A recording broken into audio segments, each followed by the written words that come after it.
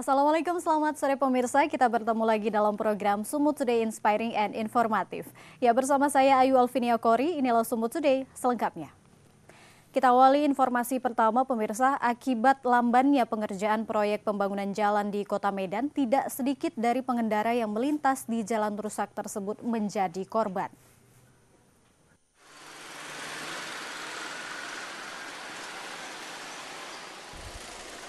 Dian, salah satu pengendara sepeda motor sempat terjatuh pada saat ingin memasuki gang rumahnya. Dia mengaku telah lama mengeluhkan jalan rusak tersebut. Lambannya pengerjaan proyek pembangunan jalan tersebut menyebabkan pengendara sepeda motor banyak yang terjatuh karena sulitnya naik dan turun dari tingginya beton jalan tersebut. Sama kayak gini, tentang jalannya. Jalan apa bang, terlalu ini lama kali proses pembuatannya. Jadi sering kali 2-3 kali nih saya jatuh untuk masuk ke gang rumah aja. Ini yang ketiganya lah saya jatuh karena posisinya memang mau buru-buru kan, tapi nengok kondisi jalan seperti ini nggak ngerti lah mau jelaskan gimana lagi bang. Jadi memang di daerah sini juga sering ya kejadian? Sering bang, kadang mobil mau keluar pun nanti kadang mobil ini ada nanti nggak apa-apa tuh becak gitu, kadang mau terjatuh juga. Sementara itu sejumlah pengusaha juga mengaku merugi dikarenakan sulitnya pengunjung untuk masuk ke tempat usahanya. Bisa ya secepatnya dikerjakan. Kalau bisa separuh sana, separuh di sini, ya kan? Paruh ya sudah ini kok nggak ada. Jadi kalau orang mau mau singgah kemari Pupa ya situ udah banjir, becek ya kan? Warga sekitar dan pengguna jalan yang melintas di Jalan Denai berharap pemerintah bisa lebih cepat menyelesaikan proyek pembangunan jalan ini. Dari Medan, Eka Hetriansyah memberitakan. Sementara itu pemirsa, puluhan massa yang mengatasnamakan KNPI Kota Medan menggelar aksi unjuk rasa di kantor Wali Kota Medan. Massa meminta Wali Kota Medan Zulmi Eldin mundur dari jabatannya karena dinilai gagal memperbaiki infrastruktur Kota Medan.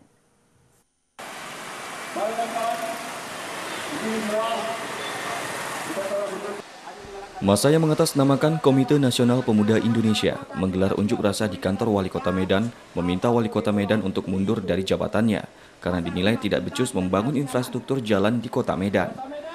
Dengan membawa berbagai spanduk, puluhan massa ini mempertanyakan kinerja Wali Kota Medan Zulmi Eldin dalam membangun maupun menata Kota Medan.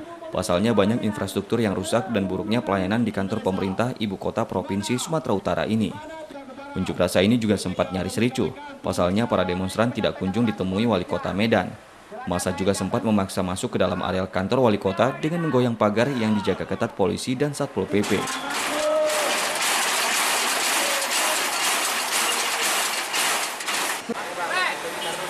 Pemuda Kota Medan itu meminta agar Zulmi Eldin itu segera mundur lah dari jabatannya karena hari ini kami anggap Zulmi Eldin itu miskin terobosan selaku Kapolri Kota Medan. Semua bermasalah, baik itu sampah berserakan di mana-mana, pajak tradisional yang becek dan bau, kemacetan di mana-mana, ditambah lagi permasalahan baru yaitu permasalahan banjir. Tapi dari semua itu, yang tahu seluruh rakyat Indonesia itu adalah Kota Medan mendapat predikat kota sejuta lubang. Ini membuat malu seluruh masyarakat Kota Medan. Sebelumnya Presiden Jokowi sempat menelusuri jalanan rusak di Kota Medan dalam kunjungannya beberapa hari lalu. Pernyataan Jokowi sempat viral di media sosial terkait buruknya infrastruktur di Kota Medan. Dari Medan, Rudi Hermansyah memberitakan. Meski pemerintah Kota Medan saat ini tengah gencar melakukan pembangunan infrastruktur jalan dan drainase, namun bukan malah membuat kota ini semakin tertata, tetapi sebaliknya semakin semrawut.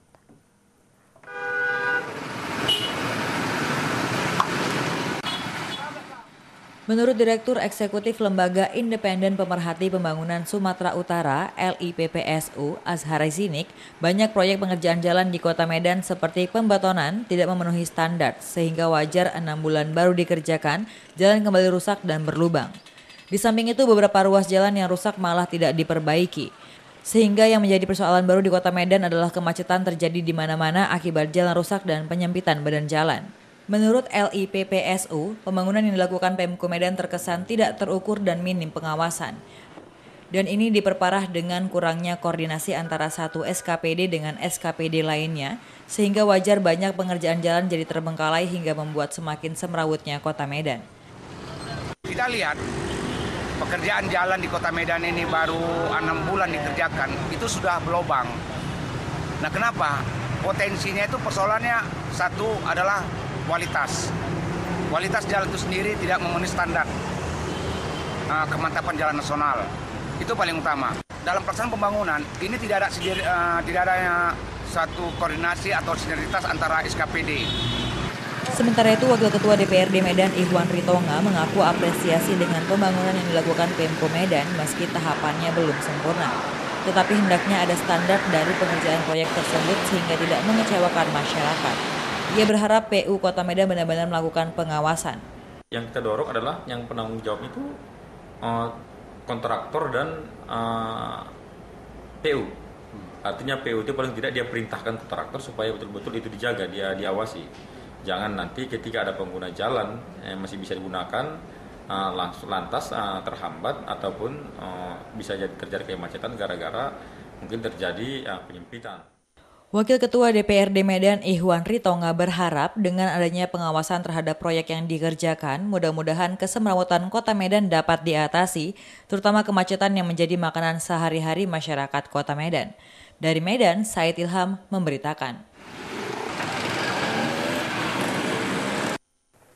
Pemirsa, sejumlah aktivis di Kota Medan menyampaikan pernyataan sikapnya menolak kondisi Kota Medan terkini setelah mendapat 2 penghargaan sebagai kota terbaik dalam ajang Indonesia Attractiveness Award atau IAA pada 29 September 2017 lalu di Jakarta. Dan untuk menolak Kota Medan menjadi kota. Pernyataan sikap menolak kondisi Kota Medan terkini setelah mendapatkan 2 penghargaan sebagai kota terbaik dalam ajang Indonesia Attractiveness Award pada 29 September 2017 lalu di Jakarta disampaikan sejumlah aktivis di warung komuniti Jalan Sisingamangga Raja Medan baru-baru ini. Para aktivis menilai penghargaan yang diberikan terhadap Kota Medan merupakan suatu penghinaan bagi masyarakat Kota Medan sebab predikat tersebut tidak sesuai dengan fakta di lapangan. Karena wajah Kota Medan masih diselimuti jalan sejuta lubang, lalu tumpukan sampah berserakan di mana-mana serta hutan reklame semrawut menjadi alasan penolakan aktivis terhadap predikat tersebut. Belum lagi kemacetan dan tata ruang kota tidak beraturan menjadi persoalan yang belum dapat diselesaikan pemerintah Kota Medan saat ini.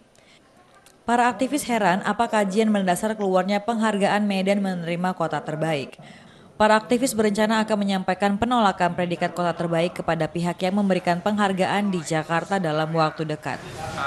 Suatu penghinaan bagi kita masyarakat Kota Medan, itu jelas sekali. Karena kalau kita melihat Medan saat ini belum bisa meraih kota terbaik. Kenapa? Pertama, kita lihat rencana umum tata ruang wilayah kota itu sendiri. Kedua, kita melihat bagaimana infrastruktur jalan, infrastruktur drainase, infrastruktur tata bangunan kota ini, lalu infrastruktur persampahan, infrastruktur ruang terbuka hijaunya. Banyak masalah-masalah yang kita lihat di sini. Kenapa Medan bisa menjadi kota terbaik? Syarat kota terbaik itu sebenarnya banyak. Kita tidak punya hak berjalan kaki.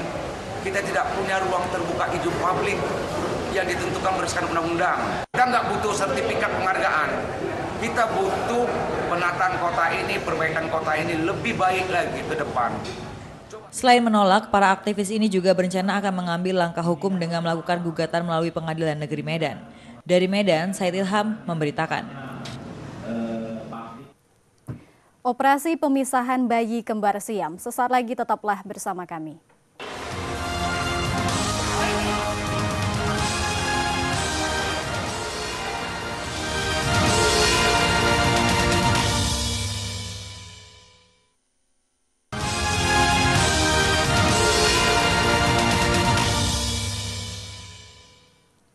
Terima kasih Anda kembali bersama Sumut Today Inspiring and Informatif. Pemirsa, bayi kembar Siam dempet perut dan dada, Sahira Afrizi dan Fahira Afriza, Senin siang menjalani operasi pemisahan oleh tim dokter Rumah Sakit Umum Pusat Haji Adam Malik Medan.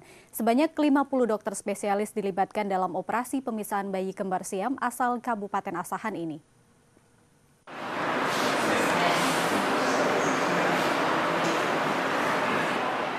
Tim dokter memilih opsi ketiga untuk memisahkan kedua bayi kembar siam saat kondisi kedua bayi dalam keadaan darurat, meskipun salah satu bayi kembar siam dalam kondisi kesehatan buruk.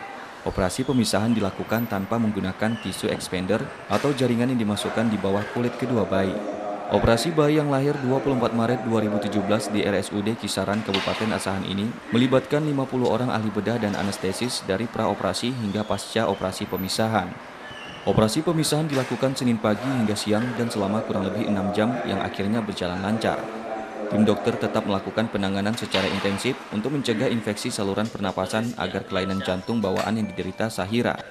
Baik, kita gunakan rencana ketiga, ya. Plan C, yaitu kita lakukan pemisahan dengan tanpa menunggu tisu expander. Karena kalau kita pakai tisu expander itu nunggunya 2 bulan, kita tidak bisa pastikan lagi prediksi bagaimana kondisi Sahira yang kita tahu sudah mengalami jantung bocor dan dia juga mengalami suatu keadaan yang kita sebut dengan gagal jantung. Ya, itu masih tetap berada. Operasi pemisahan kembar siam di RSUP Haji Adam Malik Medan terhadap Sahira Afrizi dan Fahira Afriza merupakan operasi kedua sejak tahun 2004. Dari Medan, Rudi Hermansyah memberitakan.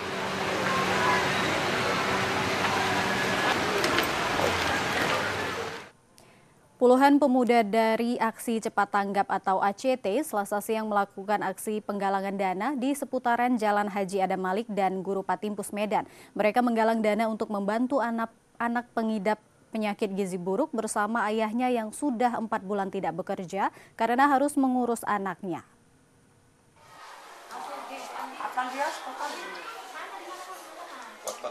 Peduli dengan penderitaan Kartika Sari 13 tahun, penderita penyakit gizi buruk asal Jalan Rawe 4, lingkungan 6, Kelurahan Tangkahan, Medan Labuhan ini. Puluhan pemuda dari ACT turun ke jalan melakukan aksi penggalangan dana di seputaran Jalan Haji Adam Malik dan Guru Patimpus Medan.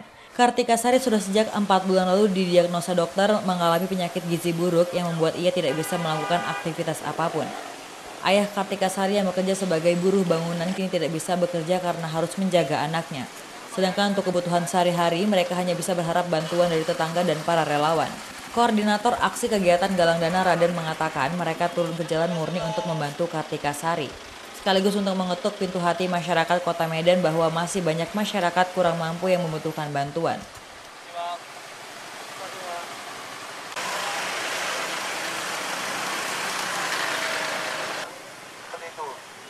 Di sini kami hadir bukan untuk adik kita Kartika Sari, di mana beliau sekarang ini sedang diagnosis oleh dokter menderita gizi buruk dan paru-paru basah yang sudah kurang lebih 6 bulan dia menderita. Dan memang keadaannya yang memang kenapa kita harus turun, karena memang kita rasa memang harus kita prihatin dengan keadaannya. Di samping memang orang tuanya yang sudah tidak bekerja karena harus full mengurus dirinya, Kartika Sari, karena ibunya juga sudah meninggal dunia. Satu keluarga tinggal di gubuk mirip kandang hewan. Sesaat lagi tetaplah bersama kami.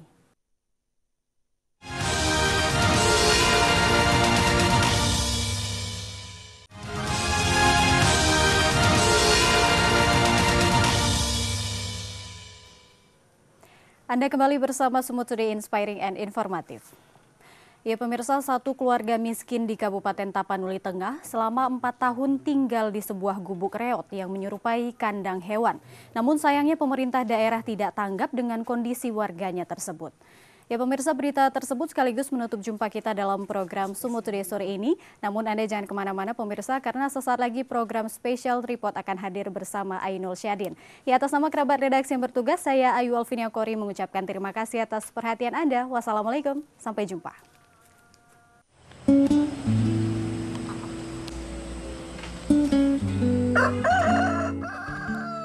Pasangan suami istri Endang Suwandi dan istrinya Umi Kalsum warga desa Aik Garut, Kecamatan Pandan, Kabupaten Tapanuli Tengah harus pasrah hidup dan tinggal bertahun-tahun bersama kelima anaknya di gubuk reot yang nyaris menyerupai kandang hewan. Parahnya lagi, kondisi rumah keluarga miskin ini pun sudah hampir roboh dikarenakan tidak adanya dana untuk mengganti beberapa tiang penyanggah yang mulai miring bahkan telah lapuk. Tak hanya itu, lantai rumah pun hanya tanah merah yang ditimpa dengan plastik karung bekas agar bisa dipergunakan sebagai alas tidur bagi keluarga miskin ini. Namun jika hujan turun dengan derasnya, dipastikan mereka tidak dapat tidur. Sementara dinding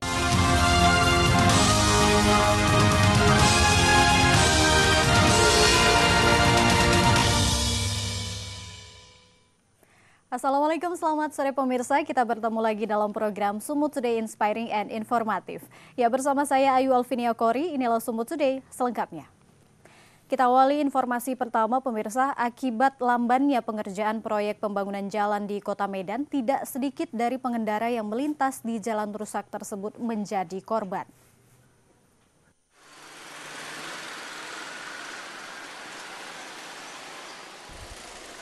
Dian, salah satu pengendara sepeda motor, sempat terjatuh pada saat ingin memasuki gang rumahnya. Dia mengaku telah lama mengeluhkan jalan rusak tersebut. Lambannya pengerjaan proyek pembangunan jalan tersebut